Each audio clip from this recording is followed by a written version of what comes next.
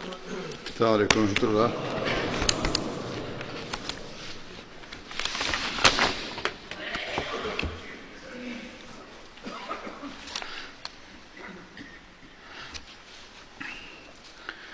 أشهد أن لا إله إلا الله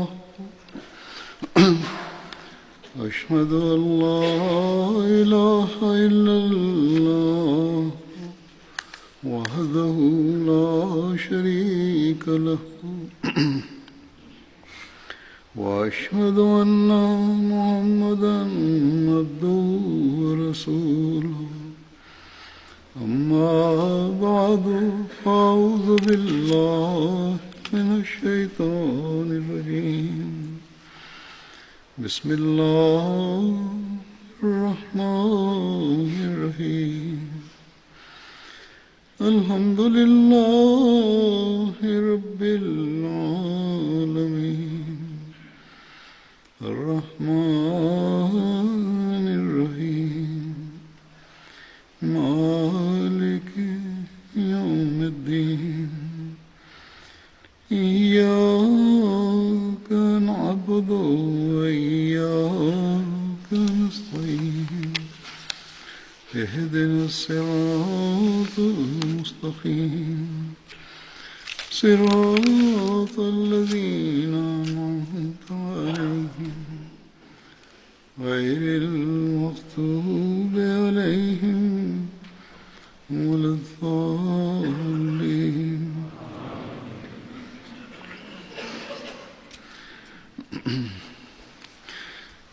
آج بھی بدری صحابہ کا ذکر ہوگا جن کا آج پہلے ذکر ہے. ان صحابی کا ان کا نام ہے حضرت عامر بن سلمہ. حضرت عامر بن سلمہ کو عمر بن سلمہ بھی کہا جاتا ہے. ان کا تعلق قبیلہ بلی سے تھا. بلی عرب کا ایک قدیم قبیلہ کہ قبیلہ قضاء کی ایک شاخ ہے جو یمن کے علاقے میں واقع ہے. اسی نسبت سے انہیں عامر بن سلمہ بلوی بھی کہا جاتا ہے. حضرت عامر انصار کے حلیف تھے. حضرت عامر بن سلمہ کو غزوہ بدر اور احد میں شامل ہونے کی سعادت نصیب ہوئی. دوسرے صحابی جن کا ذکر ہے کا نام ہے حضرت عبداللہ بن سراقہ. حضرت عبداللہ بن سراقہ کا تعلق قریش کے قبیلہ بنو عدی سے تھا جو حضرت عمر بن خطاب کا قبیلہ تھا. حضرت عبداللہ بن سراقہ کا پانچویں پشت پر ریحہ نامی شخص پر جا کر حضرت عمر سے اور 10ویں پشت پر کعب بن نامی شخص پر جا کر نبی کریم صلی اللہ علیہ وسلم کے ساتھ شجرہ نسب اکٹھا ہو جاتا ہے. حضرت عبداللہ بن سراقہ کے والد کا نام سراقہ بن معتمر اور ان کی والدہ کا نام اما بنت عبداللہ تھا. ان کی بہن کا نام زینب اور بھائی عمر بن سراقہ تھے. حضرت عبداللہ بن سراقہ کی بیوی کا نام اما بنت حارث تھا جن سے ان کے بیٹا عبداللہ پیدا ہوا. سیرت نگاروں کی اکثریت نے ان کو جنگ بدر میں شریک ہونا بیان کیا ہے، لیکن چند ایک نے کہا ہے کہ بدر میں شریک نہیں ہوئے تھے اور غزوہ احد اور بعد کے مارکوں میں شامل ہوئے تھے. بہرحال اکثریت کی رائے کے مطابق حضرت عبداللہ اور ان کے بھائی عمر بن سراقہ کو غزوہ بدر میں شامل ہونے کی سعادت نصیب ہوئی. حضرت عبداللہ کی نسل میں سے عمر یا عثمان بن عبداللہ، زید اور ایوب بن عبد الرحمن کا ذکر ملتا ہے.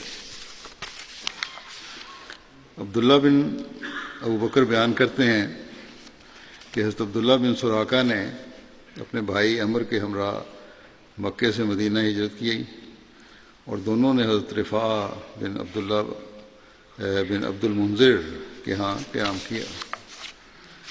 حضرت عبداللہ بن سراقہ نے حضرت عثمان کے دور خلافت میں 35 ہجری میں وفات پائی۔ حضرت عبداللہ بن سراقہ سے مروی ہے کہ نبی کریم صلی اللہ علیہ وسلم نے فرمایا تساہروا ولو بالماء، کہ سحری کیا کرو خواہ پانی ہی کیوں نہ ہو، یعنی سحری کرنا لازمی قرار دیا۔ پھر جن صحابی کا ذکر ہے اگلے، ان کا نام ہے حضرت مالک بن ابو خالی۔ حضرت مالک بن ابو خالی کا تعلق قبیلہ بنو اجل سے تھا، جو قریش کے قبیلہ بنو عدی بن کعب کے حلیف تھے۔ ابو خالی ان کے والد کی کنیت تھی، جبکہ ان کا نام عمر بن زہیر تھا۔ حضرت مالک کا نام حلال بھی بیان کیا جاتا ہے۔ حضرت عمر نے جب مکے سے مدینہ کی طرف ہجرت کی تو اس وقت حضرت عمر کے خاندان کے دیگر افراد کے علاوہ حضرت مالک اور ان کے بھائی حضرت خالی بھی شامل تھے۔ حضرت مالک اپنے بھائی خالی کے ساتھ غزوہ بدر میں شریک ہوئے تھے، اور ایک قول کے مطابق غزوہ بدر میں حضرت خالی اپنے 2 بھائیوں حضرت ہلال یعنی حضرت مالک اور حضرت عبداللہ کے ہمراہ شریک ہوئے تھے۔ حضرت عثمان کے دور خلافت میں حضرت مالک بن ابو خالی کی وفات ہوئی تھی۔ پھر اگلے جن صحابی کا ذکر ہے ان کا نام ہے حضرت واقد بن عبداللہ۔ حضرت واقد کے والد کا نام عبداللہ بن عبد مناف تھا، ان کا تعلق قبیلہ بنو تمیم سے تھا۔ حضرت واقد خطاب بن نفیل کے حلیف تھے، اور ایک قول کے مطابق وہ قریش کے قبیلہ بنو عدی بن کعب کے حلیف تھے۔ حضرت ابوبکر رضی اللہ عنہ کی تبلیغی مساعی کے نتیجے میں جن افراد کے اسلام قبول کرنے کا ذکر تاریخ اور سیرت کی کتابوں میں ملتا ہے، ان میں حضرت واقد بھی شامل ہیں۔ حضرت واقد نے نبی کریم صلی اللہ علیہ وسلم کے دار ارقم میں تشریف لے جانے سے پہلے اسلام قبول کر لیا تھا۔ دار ارقم کے بارے میں کچھ عرصہ ہوا میں بیان کر چکا ہوں کہ یہ کیا تھا، مختصر بیان کر دیتا ہوں کہ حضرت صلی اللہ علیہ وسلم کو جب یہ خیال پیدا ہوا کہ مکے میں ایک تبلیغی مرکز قائم کیا جائے جہاں مسلمان جمع ہوں، نماز وغیرہ کے لیے آئیں اور بے روک ٹوک اپنے اور اطمینان سے اپنے تربیتی امور کے بارے میں بھی آن صلی اللہ علیہ وسلم سے رہنمائی حاصل کرتے رہیں، اسی طرح اسلام کی تبلیغ بھی وہاں کی جا سکے، تو اس غرض کے لیے ایک مکان کی ضرورت تھی جو مرکزی حیثیت رکھتا ہو۔ چنانچہ آپ صلی اللہ علیہ وسلم نے ایک نو مسلم ارقم بن ابی ارقم کا مکان پسند فرمایا، جو کوہ صفا کے دامن میں تھا۔ اس کے بعد مسلمان یہیں جمع ہوتے تھے، یہیں نمازیں پڑھتے تھے، اور وہ لوگ جنہیں حق کی تلاش تھی حضرت صلی اللہ علیہ وسلم کے پاس جب تشریف آتے تھے تو آپ ان کی یہیں اسلام کی تبلیغ فرماتے تھے۔ اسی وجہ سے مکان تاریخ میں خاص شہرت حاصل کر گیا اور دارالاسلام کے نام سے بھی مشہور ہے۔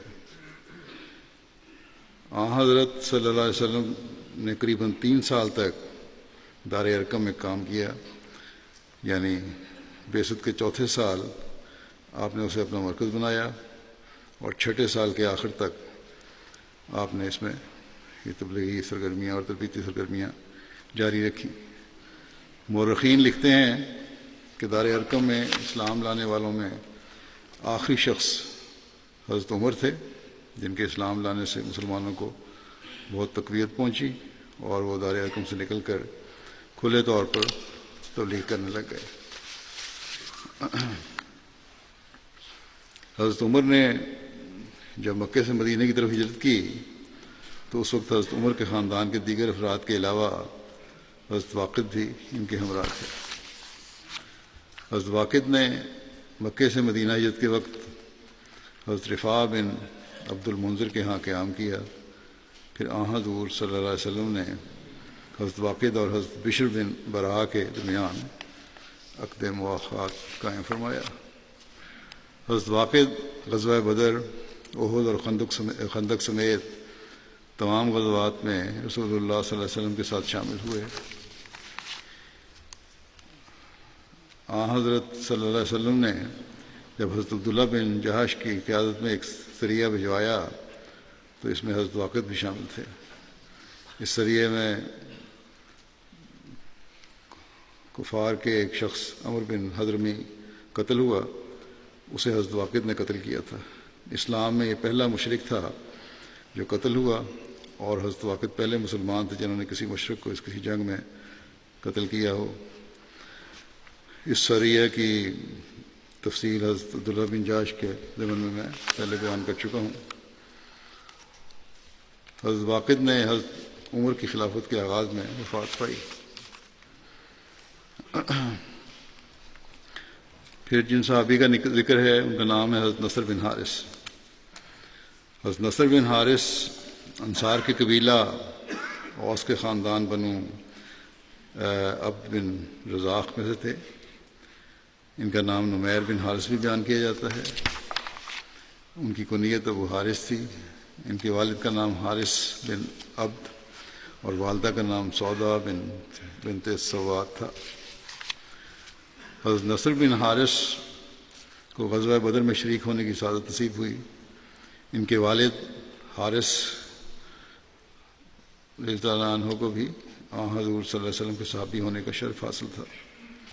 حضرت نصر جنگ قادسیہ میں شہید ہوئے۔ قادسیہ ایران یا موجودہ عراق میں ایک مقام ہے جو کوفہ سے 45 میل کے فاصلے پر واقع ہے، اور 14 ہجری میں حضرت عمر فاروق کے دور خلافت میں مسلمانوں اور ایرانیوں کے درمیان قادسیہ کے مقام پر ایک فیصلہ کن جنگ لڑی گئی تھی، جس کے نتیجے میں پھر ایرانی سلطنت مسلمانوں کے قبضے میں آ گئی تھی۔ حضرت مالک بن عمر ہیں صحابی جن کا اب ذکر ہوگا۔ حضرت مالک بن عمر کا تعلق قبیلہ بنو سلیم کے خاندان بنو حجر سے تھا، اور یہ بنو عبد شمس کے حلیف تھے۔ ان کے والد کا نام عمرو بن سمیت تھا۔ حضرت مالک اپنے دو بھائیوں حضرت سقف بن عمر اور حضرت مدلج بن عمر کے ہمراہ جنگ بدر میں شریک ہوئے۔ حضرت مالک غزوہ احد اور دیگر غزوات میں حضرت صلی اللہ علیہ وسلم کے ساتھ شامل رہے، اور 12 ہجری میں جنگ یمامہ میں یہ شہید ہوئے۔ پھر جن صحابی کا ذکر ہے ان کا نام حضرت نعمان بن اثر۔ حضرت نعمان کا تعلق انصار کے قبیلہ بلی سے تھا، اور قبیلہ بنو معاویہ کے حلیف تھے۔ انہیں لقیط بن اثر بھی کہا جاتا تھا۔ اسی طرح انہیں نعمان بن بلوی کے نام سے بھی ذکر کیا جاتا ہے۔ حضرت نعمان بن اثر بیعت عقبہ اور غزوہ بدر اور اسی طرح باقی تمام غزوات میں رسول اللہ صلی اللہ علیہ وسلم کے ساتھ شریک ہوئے تھے۔ ان کی شہادت جنگ یمامہ میں ہوئی، اور بعض کے نزدیک حضرت نعمان وہ شخص تھے جنہیں حضرت صلی اللہ علیہ وسلم کی وفات کے بعد مرتدین سے جنگ میں طلحہ نے شہید کیا تھا۔ پھر جن صحابی کا ذکر ہے ان کا نام ہے حضرت اویم بن ساعدہ۔ حضرت اویم بن ساعدہ کا تعلق قبیلہ اوس کی شاخ بنو عمرو بن عوف سے تھا۔ حضرت اویم بیعت عقبہ اولیٰ اور ثانیہ دونوں میں شریک ہوئے۔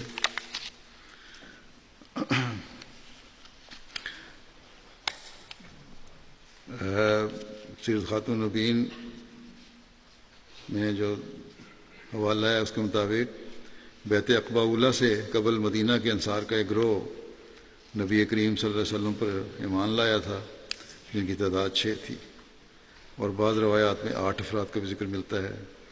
ان میں حضرت اویم بن ساعدہ بھی شامل تھے۔ تو قاتل کبریٰ کے مطابق میں ہے کہ ہجرت مدینہ کے موقع پر رسول اللہ صلی اللہ علیہ وسلم نے حضرت اویم بن ساعدہ سے حضرت عمر کی، اور ایک دوسری روایت کے مطابق حضرت حاتب بن ابی بلتہ کی مواخات قائم فرمائی تھی۔ حضرت عبداللہ بن زبیر روایت کرتے ہیں کہ انہوں نے رسول اللہ صلی اللہ علیہ وسلم کو فرماتے ہوئے سنا کہ اویم بن ساعدہ اللہ کے بندوں میں سے کیا ہی اچھا بندہ ہے، اور وہ اہل جنت میں سے۔ ایک روایت کے مطابق جب یہ آیت نازل ہوئی کہ فیہ رجال یحبون ان یتطہروا واللہ یحب المطہرین،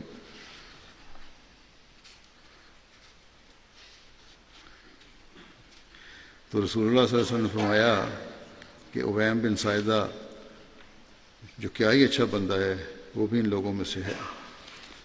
یعنی اس آیت کا ترجمہ یہ ہے کہ اس میں آنے والے ایسے لوگ بھی ہیں جو خواہش رکھتے ہیں کہ بالکل پاک ہو جائیں، اور اللہ کامل پاکیزگی اختیار کرنے والوں کو پسند کرتا ہے۔ فیہ رجال یحبون ان یتطہروا واللہ یحب المطہرین۔ حضرت اویم بن ساعدہ غزوہ بدر، احد اور خندق سمیت تمام غزوات میں رسول اللہ صلی اللہ علیہ وسلم کے ساتھ شریک ہوئے۔ عاصم بن سوید بیان کرتے ہیں کہ انہوں نے حضرت اویم بن ساعدہ کی بیٹی عبیدہ کو یہ کہتے ہوئے سنا کہ حضرت عمر بن خطاب جب حضرت اویم بن ساعدہ کی قبر پر کھڑے تھے تو انہوں نے فرمایا دنیا میں کوئی شخص یہ نہیں کہہ سکتا کہ وہ اس صاحب قبر سے بہتر ہے۔ رسول اللہ صلی اللہ علیہ وسلم کے لیے جو بھی جھنڈا گاڑا گیا اویم اس کے سائے تلے ہوتے تھے۔ ایک روایت میں آتا ہے کہ جاہلیت کے زمانے میں حارث کے باپ سوید نے حضرت مجزر کے باپ زیاد کو قتل کر دیا۔ اس کے بعد ایک دن مقتول کے بیٹے حضرت مجزر نے سوید پر قابو پا لیا اور انہوں نے اپنے باپ کے قاتل کو مار ڈالا۔ یہ دونوں واقعات اسلام سے پہلے کے ہیں، اور یہی واقعہ جنگ بواس جو اوس اور خزرج کے درمیان جنگ تھی اس کا سبب بنا تھا۔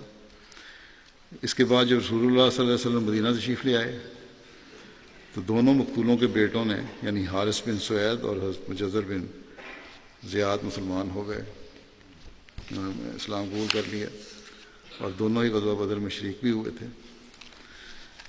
اب اس روایت کہاں تک ہے، بہرحال یہ روایت ہے کہ حارث بن سوید موقع کی تلاش میں رہا کرتے تھے اسلام آنے کے بعد بھی کہ اپنے والد کے بدلے میں حضرت مجزر کو قتل کریں، لیکن اسے ایسا موقع نہ میسر آ سکا۔ غزوہ احد میں جب قریش نے مڑ کر مسلمانوں پر حملہ کیا تو حارث بن سوید نے پیچھے سے حضرت مجزر کی گردن پر وار کر کے انہیں شہید کر دیا۔ اور ایک قول کے مطابق یہ بھی ہے کہ حارث بن سوید نے حضرت قیس بن زید کو بھی شہید کیا تھا۔ غزوہ حمراء الاسد سے واپسی پر حضرت جبریل علیہ السلام نے حضرت صلی اللہ علیہ وسلم کے پاس آ کر آپ کو بتایا کہ حارث بن سوید اس وقت قباء میں موجود ہے۔ حارث بن سوید نے حضرت مجزر بن زیاد کو دھوکے سے قتل کر دیا ہے، اور حضرت صلی اللہ علیہ وسلم کو کہا کہ آپ حارث بن سوید کو حضرت مجزر بن زیاد کے بدلے میں قتل کریں۔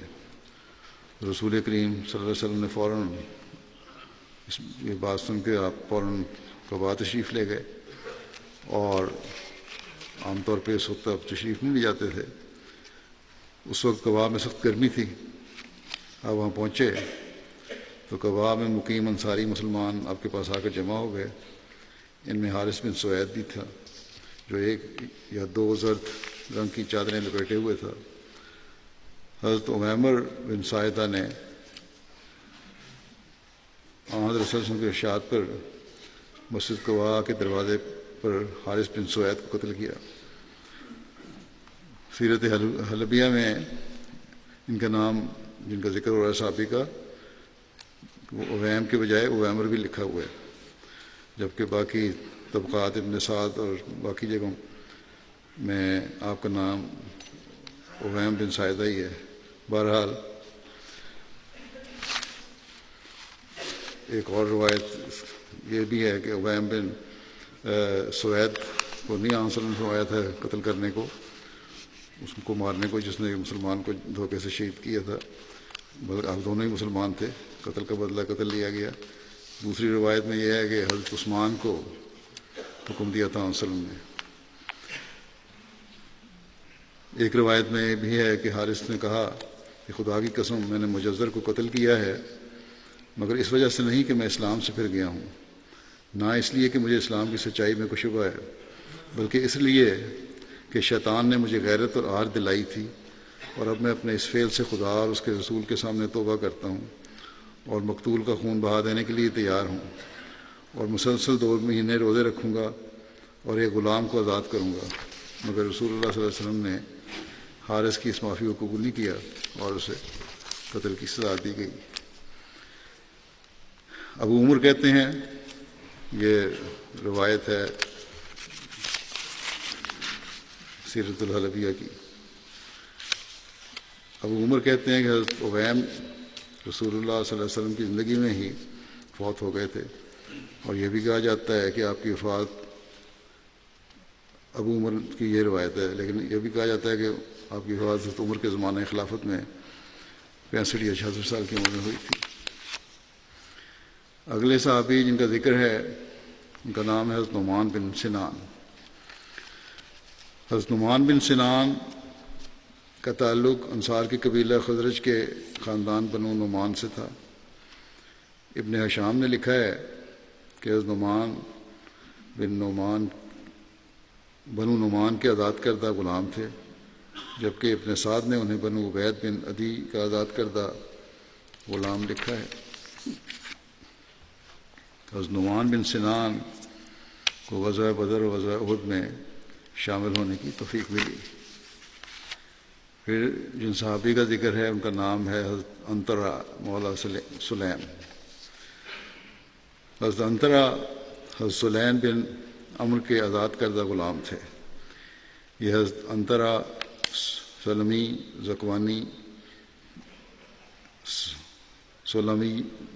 زکوانی تھے، اور وہ قبیلہ بنو سواد بن غنم کے حلیف تھے جو انصار کی ایک شاخ تھی۔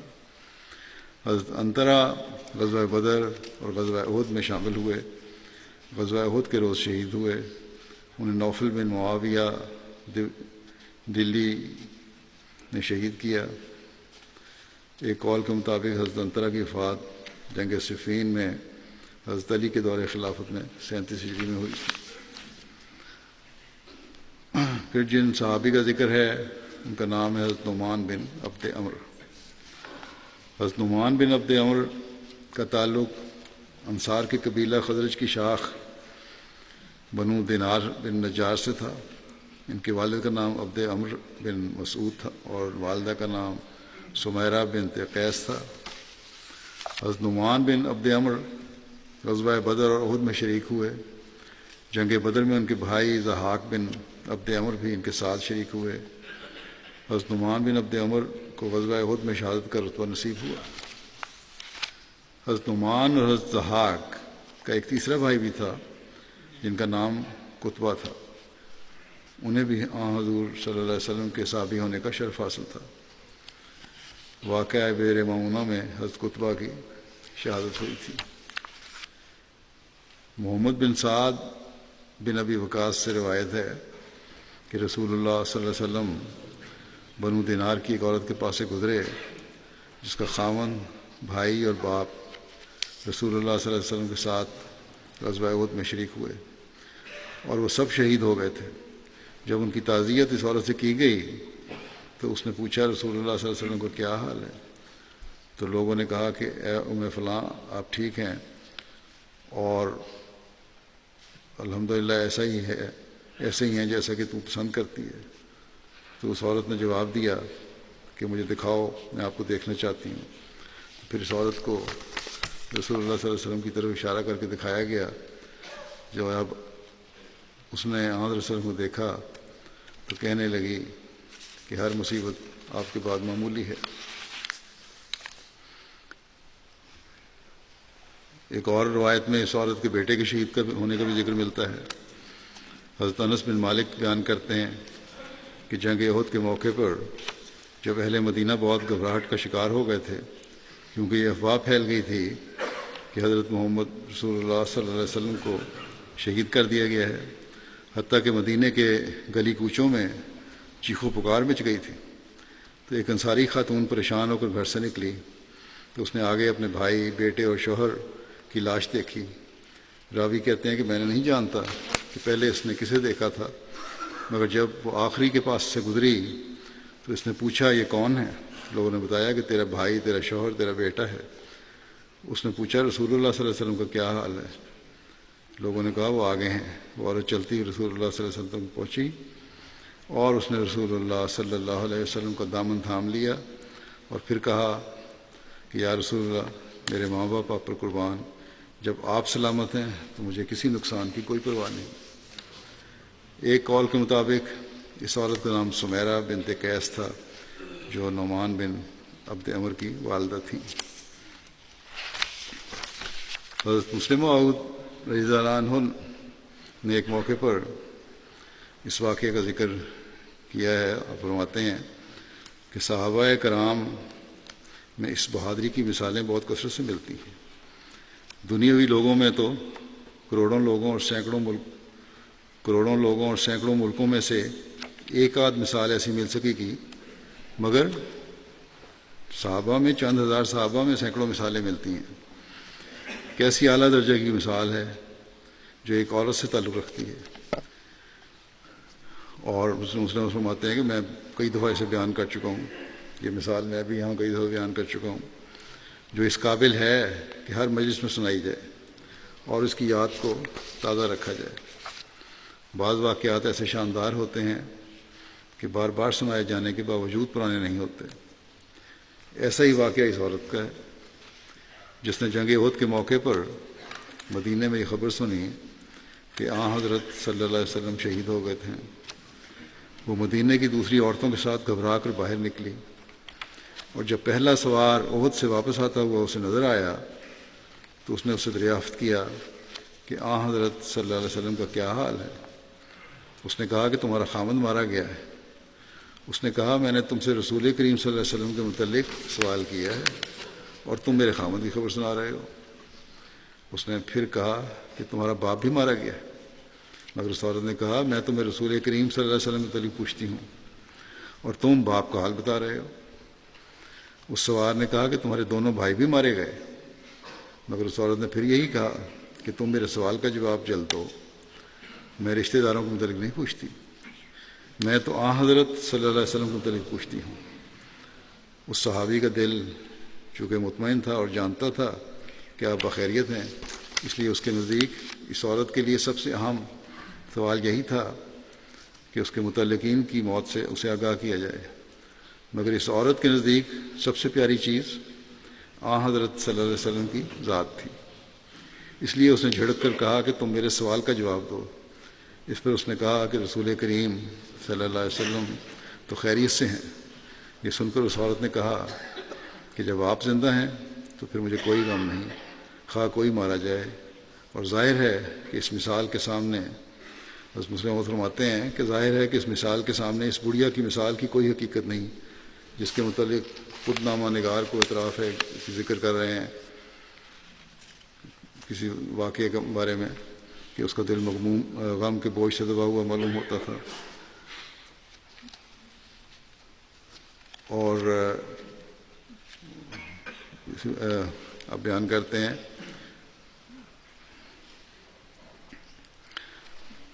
وہ دل میں رو رہی تھی۔ ایک کسی کا واقعہ بیان کیا ہے کہ دل مغموم تھا اور دل میں رو رہی تھی لیکن اظہار نہیں کیا۔ حضرت مسلم فرماتے ہیں مگر یہ صحابیہ کا واقعہ یہ نہیں ہے کہ اس نے ضبط کیا ہوا تھا اور دل میں رو رہی تھی اور ظاہر نہیں کر رہی تھی، بلکہ یہ صحابیہ تو دل میں بھی خوش تھی کہ رسول کریم صلی اللہ علیہ وسلم زندہ ہیں۔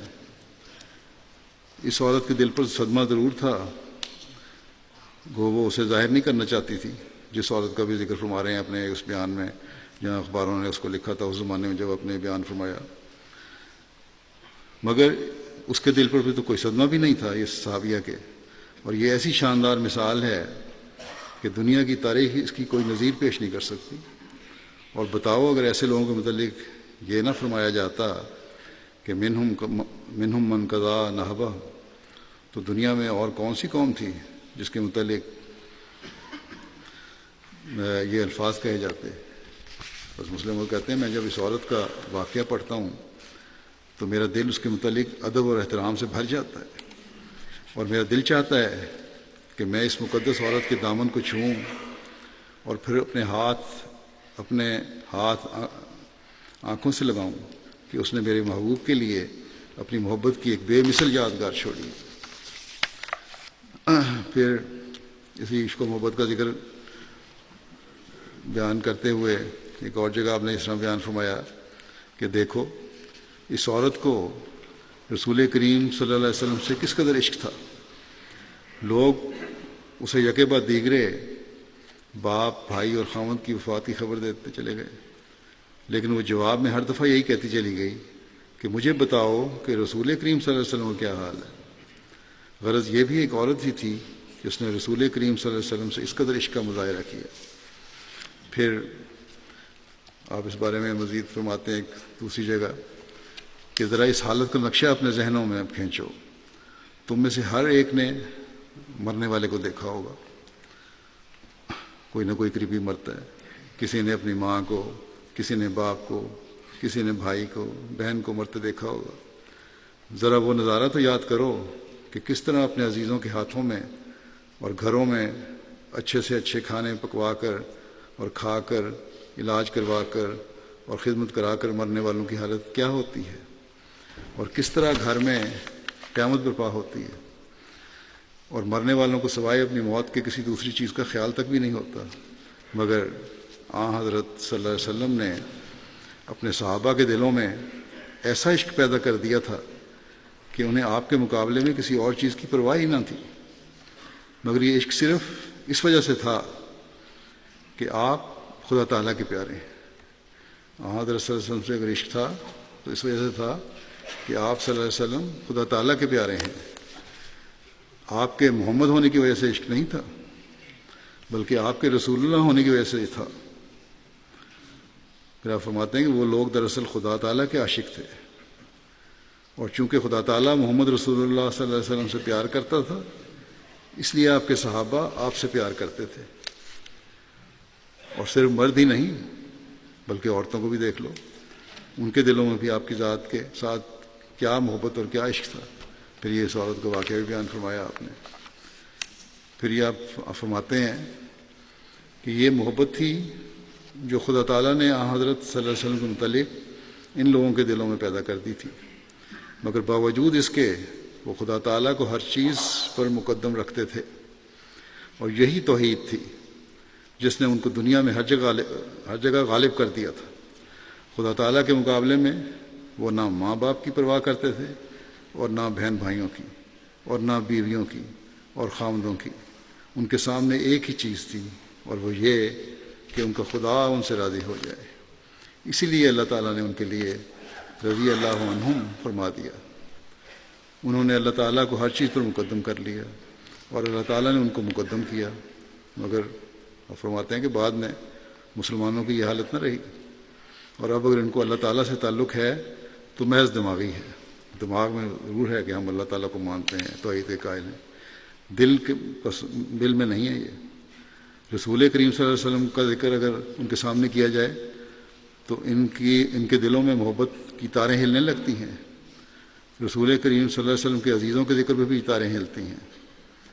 شیعہ سنی سب حضرت صلی اللہ علیہ وسلم اور آپ کی اولاد کے ذکر پر جوش میں آ جاتے ہیں، مگر اللہ تعالیٰ کے ذکر پر مسلمانوں کے دلوں کی تاریں نہیں ہلتی، حالانکہ حضرت صلی اللہ علیہ وسلم جیسی نعمت ہمیں خدا تعالیٰ ہی نہیں دی تھی۔ بس اللہ تعالیٰ کی محبت اور نام سے بھی ایک ایسا ہیجان ہمارے دلوں میں پیدا ہونا چاہیے، کیونکہ حقیقی ترقی اللہ تعالیٰ کی محبت سے ہی حاصل ہوگی، توحید پہ قائم رہنے سے ہی حاصل ہوگی۔ بس یہ ہے بنیادی اصول جسے ہمیں ہر ایک کو یاد رکھنا چاہیے. اللہ تعالیٰ ہمیں اپنے اندر اللہ اور رسول کی حقیقی محبت اور اس کا صحیح ادراک پیدا کرنے کی توفیق عطا فرمائے. اب میں بعض مرحومین کا ذکر کروں گا جن کا جنازہ بھی پڑھاؤں گا نماز کے بعد. پہلا ذکر ہے مکرم محدود احمد خان صاحب امیر جماعت کراچی کا، جو مکرم نواب مسعود احمد خان صاحب کے بیٹے تھے.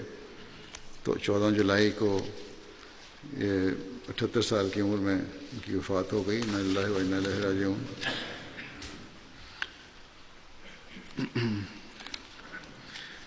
12 اپریل 1941 میں یہ قادیان میں پیدا ہوئے تھے. مکرم مسعود احمد خان صاحب اور صاحبزادی طیبہ صدیقہ صاحبہ کے گھر حضرت نواب مبارکہ بیگم صاحبہ اور حضرت نواب محمد علی خان صاحب کے پوتے تھے اور حضرت ڈاکٹر میر محمد اسماعیل صاحب کے نواسے تھے.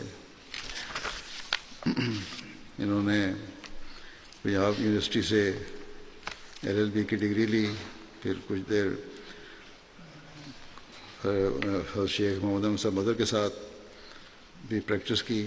پھر ایک مشہور لا فرم ہے آرڈگنم، اس کے ساتھ منسلک ہو گئے. ڈھاکہ چلے گئے، وہاں کام کرتے رہے اور تقریباً 52 سال اسی کمپنی کے ساتھ رہے. ان کے سینئر پارٹنر تھے اور ان کا شمار پاکستان کے سینئر کارپوریٹ وکلاء میں ہوتا تھا.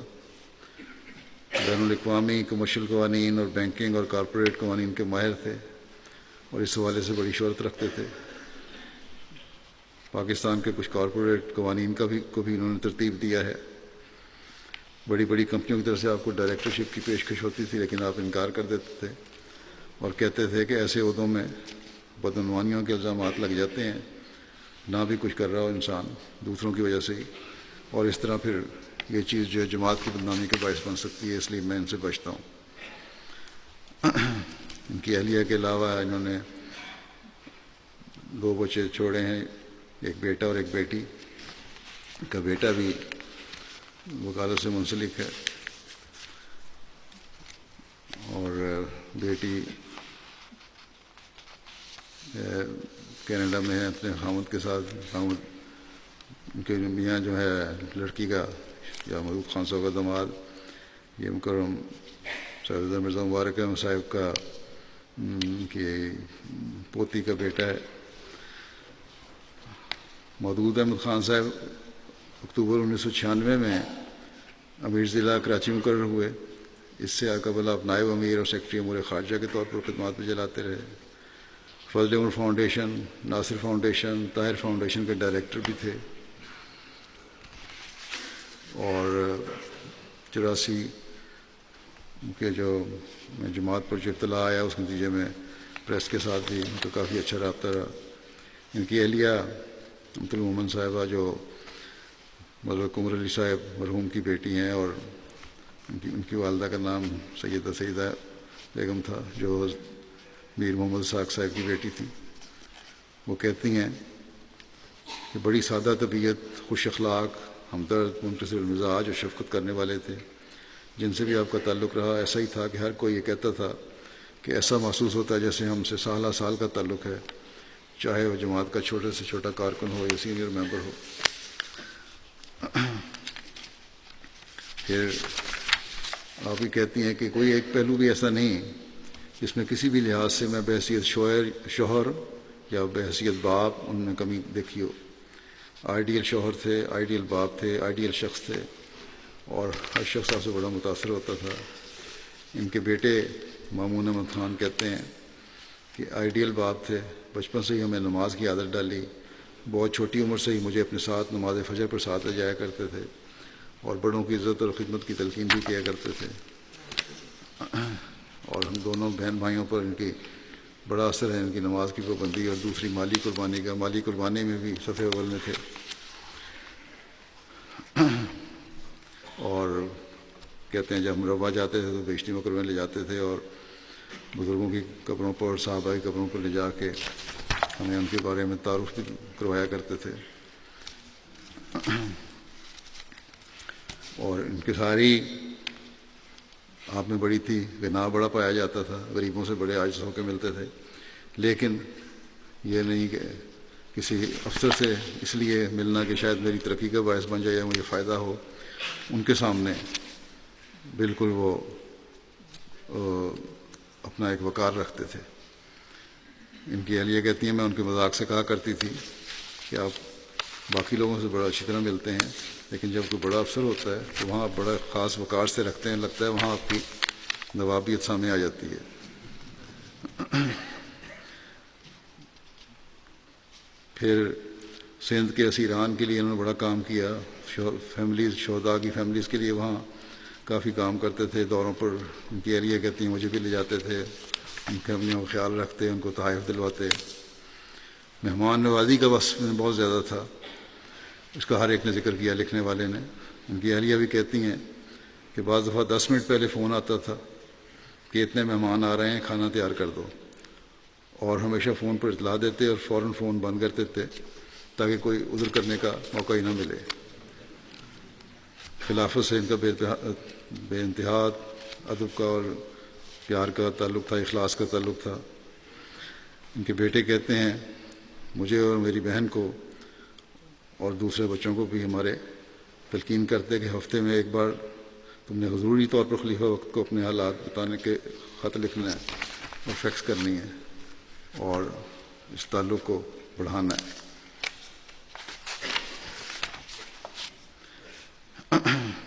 پھر ان کو ایک کچھ عرصہ پہلے 2 سال ہوئے کینسر کی ہوئی تکلیف، پھر علاج ہوتا رہا. علاج میں الگ سے ٹھیک ہو گیا. انہوں نے مجھے بھی لکھا کہ علاج ٹھیک ہے، میں نے دفتر دوبارہ بھی جانا شروع کر دیا، تقریباً آدھے سے زیادہ کام کرنا شروع کر دیا. لیکن پھر چند دن پہلے ان کو ایک دم طبیعت ان کی خراب ہوئی اور پھر اسی میں لگتا ہے کہ دل کا حملہ ہوا اور جس کی وجہ سے جان پر نہیں ہو سکے. بہرحال ان کے جب علاج ہو رہا تھا کینسر کا تو ان کے متعلق ڈاکٹر کہتے ہیں کہ ہم بڑے متاثر ہیں اس شخص سے. ایک تو یہ ہے کہ بڑے صبر اور حوصلے والے ہیں، دوسرے ہمارے سے گفتگو میں پتہ لگا ہمیں کہ بڑے اسکالر بھی ہیں. اور ان کے بیٹے کہتے ہیں جب جاتے تھے ہم تو ڈاکٹر، ہسپتال کے ڈاکٹر احتراماً کھڑے ہو جایا کرتے تھے ان کو دیکھ کے. غیر از جماعت نوجوان بھی اب تعزیت کے لیے کہتے ہیں آئے. ایک نوجوان نے مجھے کہا کہ اخلاق کا اور مینٹرشپ کا میری زندگی پر ان کا بہت اثر ہے.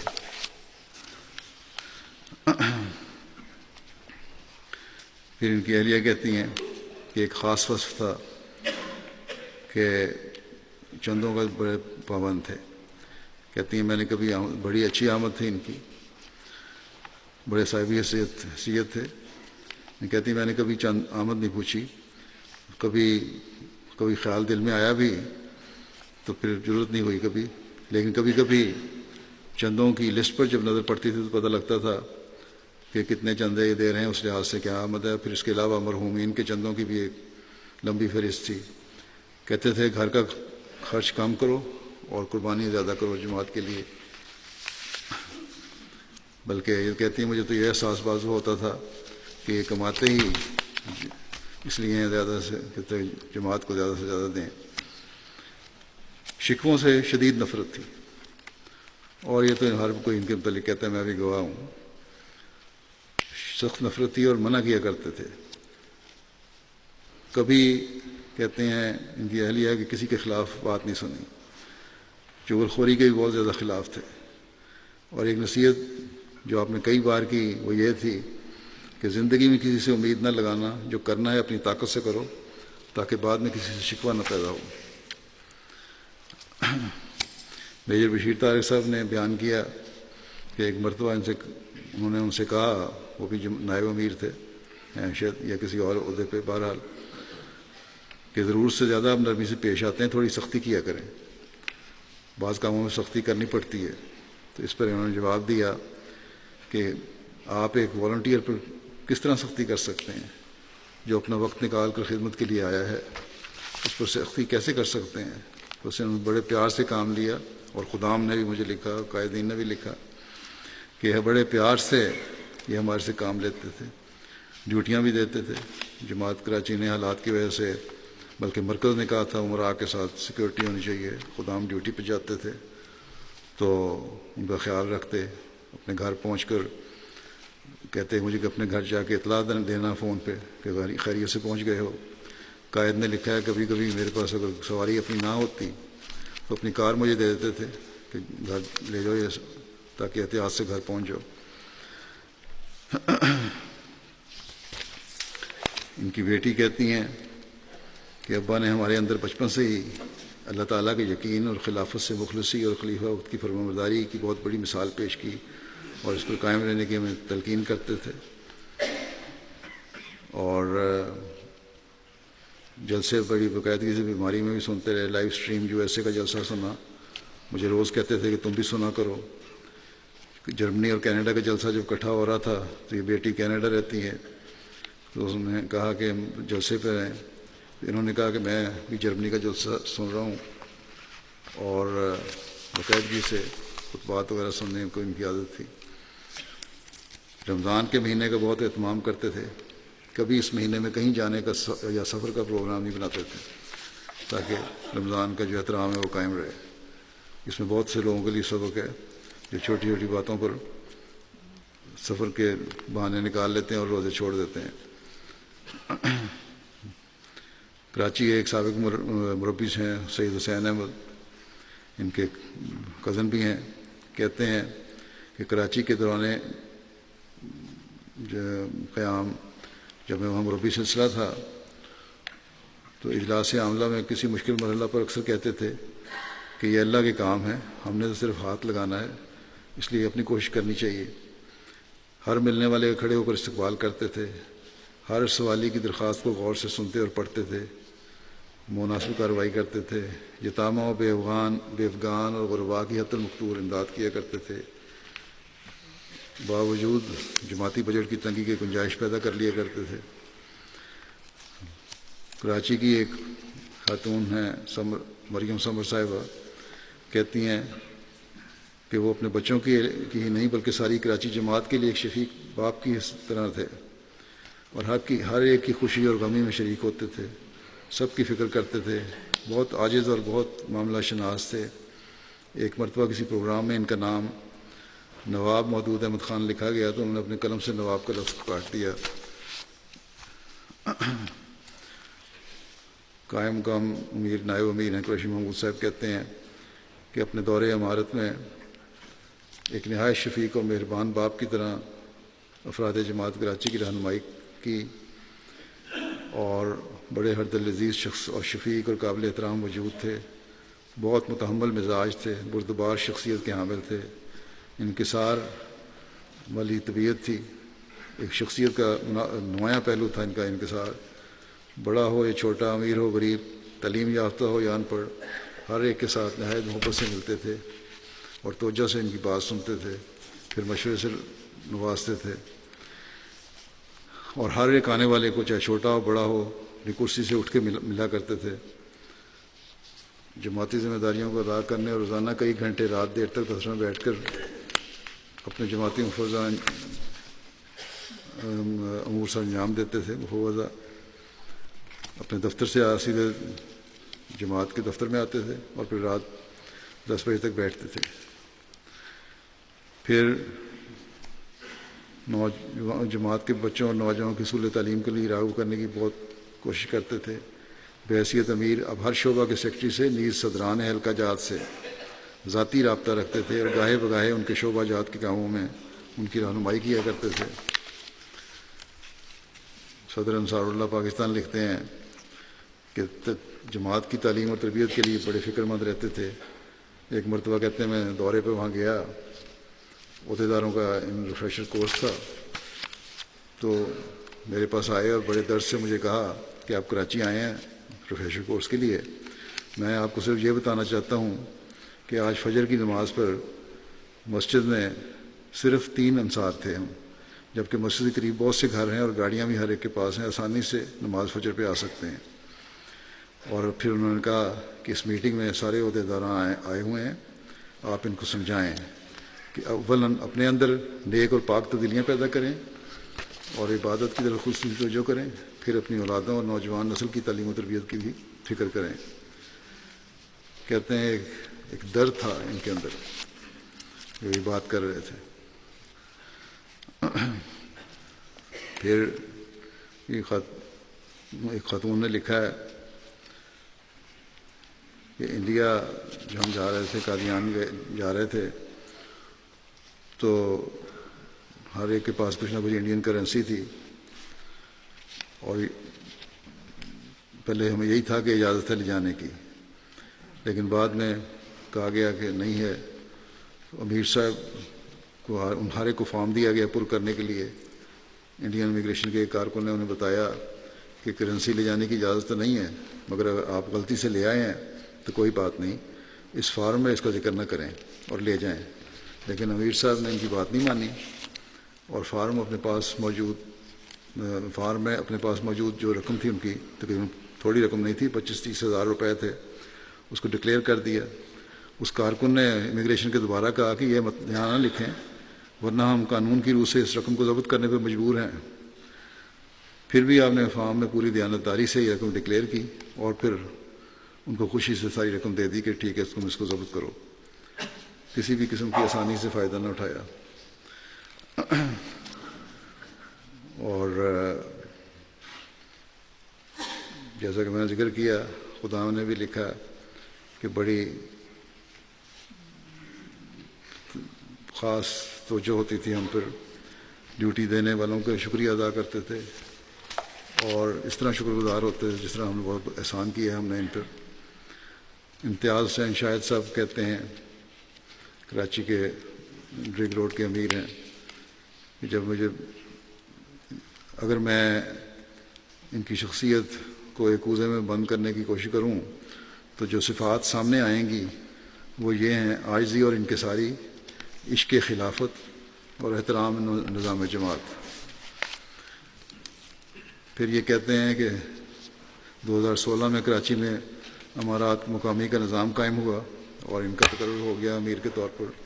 کہتے ہیں میں گیا امیر صاحب ضلع کے پاس، بڑی بھاری ذمہ داری عائد ہو گئی ہے، تو انہوں نے مجھے کہا کہ بھاری ذمہ داری تو ہے، لہٰذا ہمیشہ یاد رکھیں کہ کبھی کوئی مشکل پیش آئے تو خلیفہ وقت کو دعا کے لیے خط لکھ دیا کریں، اور اللہ تعالیٰ پھر فضل فرماتا ہے۔ اور کہا کہ میں بھی یہی کرتا ہوں، اس لیے بڑی باقاعدگی سے ان کے ہر ہفتے جمعے سے پہلے ہر اہم جو بھی کوئی فنکشن ہوتا کراچی کا، یا کوئی واقعہ ہوتا، یا چندوں کے سال کے آخر ہوتے، ضرور دعا کے لیے لکھا کرتے تھے مجھے۔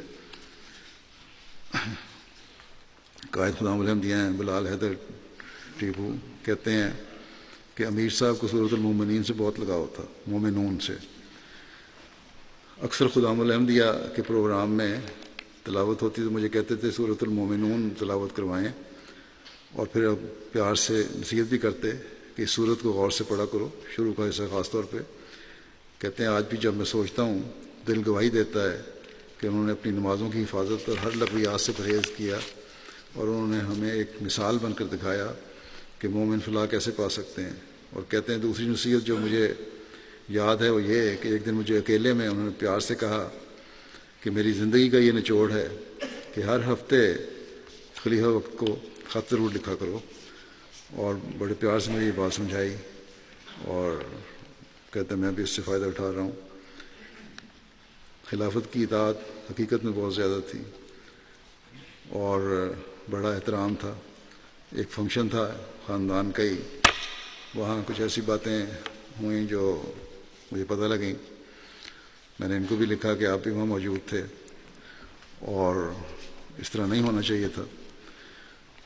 مجھے امید نہیں تھی، اس پر ان کا خط آیا کہ میں پہلے تو معافی کا خط تھا، اس کے بعد انہوں نے مجھے لکھا کہ مجھے خوشی بھی اس بات پہ ہوئی کہ ہم آزاد نہیں ہیں، ہمیں کوئی احساس دلانے والا ہے، ہماری کوئی تربیت کرنے والا ہے، اور بڑا شکریہ بھی ادا کیا۔ ساتھ ہی میرا انہوں نے رشتے میں بڑے تھے، وہ رشتے کا تعلق تھا خلافت سے پہلے میرا ان سے کافی، ان سے کو میں احترام کا جو رشتہ تھا وہ تو قائم تھا ہی، لیکن جب میرے خلیفہ منتخب ہونے کے بعد انہوں نے انتہائی عاجزی سے، بلکہ جب میں ناظر اعلیٰ ہوا ہوں مقرر کیا گیا اس خلیفہ الرابع نے، اس وقت بھی بڑی عاجزی سے انہوں نے نظام کا احترام کرتے ہوئے میری ہر طرح سے انہوں نے وفا اور عزت کا سلوک کیا۔ اللہ تعالیٰ ان سے مغفرت اور رحمت کا سلوک فرمائے، ان کے درجات بلند فرمائے، ان کے بچوں کو بھی ان کی نیکیاں جاری رکھنے کی توفیق عطا فرمائے۔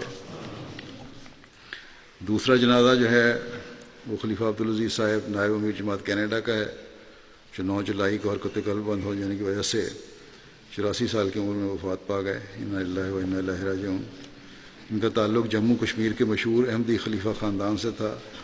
ان کے والد حضرت خلیفہ عبدالرحیم صاحب، دادا حضرت خلیفہ نور الدین صاحب جمونی، اور نانا حضرت عمر بخش صاحب تینوں حضرت مسیح علیہ السلام کے صحابی تھے۔ ان کے دادا کو سری نگر کشمیر کے محلہ خان یار میں حضرت عیسیٰ کی قبر دریافت کرنے کی سعادت نصیب ہوئی تھی، جس کا حضرت مسیح علیہ السلام نے اپنی تصانیف میں متعدد جگہ ذکر فرمایا ہے۔ کینیڈا جماعت کے اولین ممبران میں سے تھے۔ 1967 میں پاکستان سے کینیڈا شفٹ ہوئے۔ پیشے کے اعتبار سے وکیل تھے، پھر وہاں انہوں نے اپنی لاء فرم قائم کی، پھر جماعت کو بھی قانونی معاملات میں ہمیشہ مدد دیا کرتے تھے۔ کینیڈا جماعت میں ان کی خدمات کا عرصہ نصف صدی سے زائد ہے۔ کینیڈا کے پہلے نیشنل صدر تھے، پہلے صدر قضاء بورڈ تھے، اور آخر دم تک نائب امیر کینیڈا کے طور پر بھی خدمت کی توفیق پائی۔ 2010 میں ان کو حج کرنے کی سعادت نصیب ہوئی۔ انتہائی مل نثار، ہر دل عزیز، ہنسمکھ، معاملہ فہم، صاحب الرائے اور ایک نیک مخلص باوفا انسان تھے۔ صحت کی خرابی کے باوجود اپنے مفوضہ فرائض آخر وقت تک بڑی ہمت سے ادا کرتے رہے۔ خلافت سے گہری محبت اور عقیدت کا تعلق تھا، اور ہمیشہ ہر جو بھی یہاں سے ہدایت جاتی تھی اس پہ بڑی کوشش کرتے تھے کہ عمل کریں۔ اللہ کے فضل سے موسی تھے۔ اللہ تعالیٰ ان سے مغفرت اور رحم کا سلوک فرمائے، ان کے لواحقین کو صبر و حوصلہ دے اور ان کی نیکیوں کو جاری رکھنے کی توفیق دے۔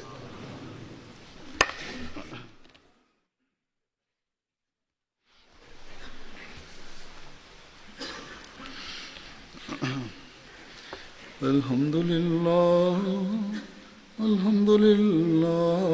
نحمده ونستعينه ونستغفره ونؤمن به ونتوكل عليه ونعوذ بالله من شرور أنفسنا ومن سيئات أعمالنا من يهده الله فلا مضل له ومن يضلل فلا هادي له ونشهد أن لا إله إلا الله ونشهد أن محمدا عبده ورسوله عباد الله رحمكم الله إن الله يأمر بالعدل والإحسان وإيتاء ذي القربى وينهى